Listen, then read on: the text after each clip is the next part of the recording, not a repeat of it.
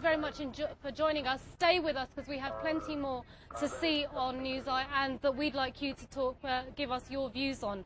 To appear on Newseye. Now, 6 months ago, the President inaugurated a 60-bed hospital in the Tehsil Balakot. Surprisingly, when our teams went there was no one to be found.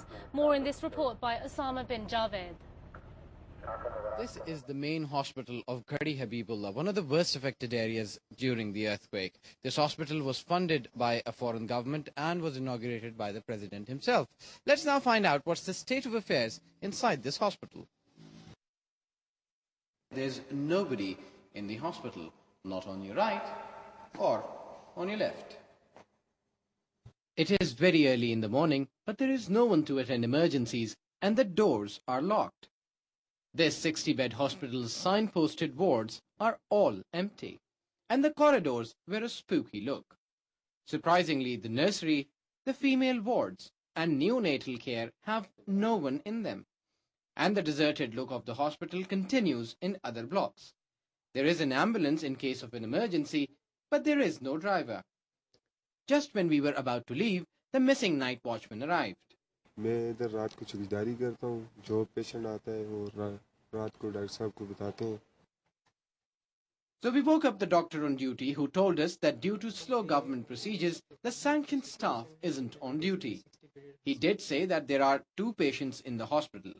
Just when we were about to ask more questions, the in charge of the hospital arrived. Because of the government process, the rest of these 14 people, their appointment is in process and it takes some time. That's why. Now, what is very interesting here is that there are no newborn children, there are no people who come out of operation theatre, there are no dental patients, there are no people who are out of surgery. So why is it that you don't have any patients? Is there an absolutely amazing health record in this area, or not enough doctors? No, the doctors are enough. We have got a dental surgeon with us, we have got a pediatrician, we have got a woman medical officer, there is no gynecologist, specialist gynecologist.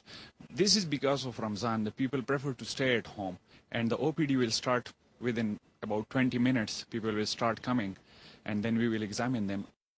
This is the biggest hospital of the locality, built with hefty international funding. In an area prone to earthquakes, one sleeping doctor on duty, no paramedics, and a driverless ambulance defies common sense. Just 2 years after the earthquake, in a scarcity of medical facilities, the question is, can this facility be used more effectively? Osama bin Javed, Dawn News, Tehsil Balakot. Well, let's find out what General Farouk Ahmed Khan from the NDMA makes of that. General Khan, we've just seen that report by Osama bin Javed about a locked emergency department. I don't know if you knew about this, but do you think that's good enough?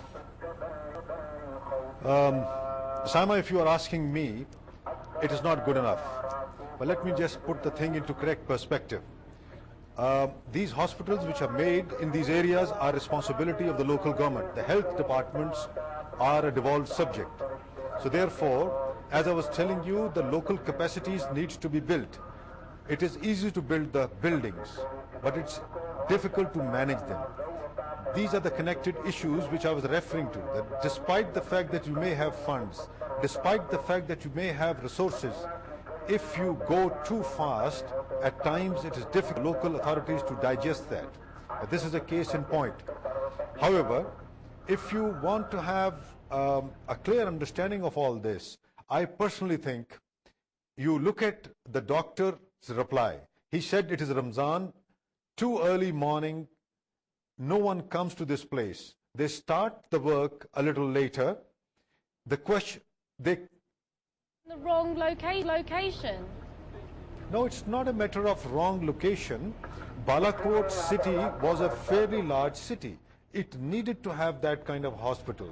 However, because of Ramzan, as the doctor was explaining, what I could understand, the patient starts coming in the later part of the morning. So therefore, they start a little later. But that is not an excuse. If the idea is that the hospital is not fully utilized, I tend to agree that the local government may not have the capacity to run that. Okay, but and then the provincial authorities, the earthquake, 14 appointments are still waiting to be made because of bureaucracy. Sorry, I can't hear you say What I again. was saying was, as we heard in that report, 14 people are yet to be employed because of a huge bureaucratic process. You're right. Now, 14 people have to be employed by whom? By the provincial government. So, provincial government, it's a devolved subject. The provincial government has to take on the responsibility. The federal government can make institutions for them. They are supposed to have the employees and they are supposed to pay them. So if they don't do it, naturally these institutions are going to suffer. Okay, now you recently spoke to Dawn News General Khan and said that the seismic activity indicators show that if an earthquake came once again in this particular area, which is likely to happen, let's not forget the Himalayas were once created by a huge earthquake. This time round, if we had an earthquake, we saw one of 7.6 on the Richter scale that created huge devastation 2 years ago. This time round it would be much worse. Is the NDMA prepared for that? Saima, because there is Taraweeh going on as if you are sitting, next to the Maulvi Sahib, I can't really make out as to what you are saying. I think but people are holding on to their prayers in this area, sir, because that's what's carried them through this devastating experience. I'll repeat it briefly for you. Is the NDMA prepared if another disaster happens? And you yourself have told us if it does, an earthquake would be much worse this time. Well, NDMA is supposed to be prepared. You have seen in the floods, NDMA managed to stabilize the floods with the help of provincial disaster management authorities. NDMA will be ready to coordinate the national effort. However, NDMA has just come into being. It is going to take a while before its capabilities are realized to the full extent. Okay, General Farooq Ahmed Khan, thank you so much for joining us from our studios in Islamabad. Well, I'm also joined by Gocha Gushashvili from, I hope I pronounced that right, from the IFRC, the International Federation for the Red Cross and Red Crescent. Good evening to you. Thanks very much indeed for joining us here. Now, you've been working in the area.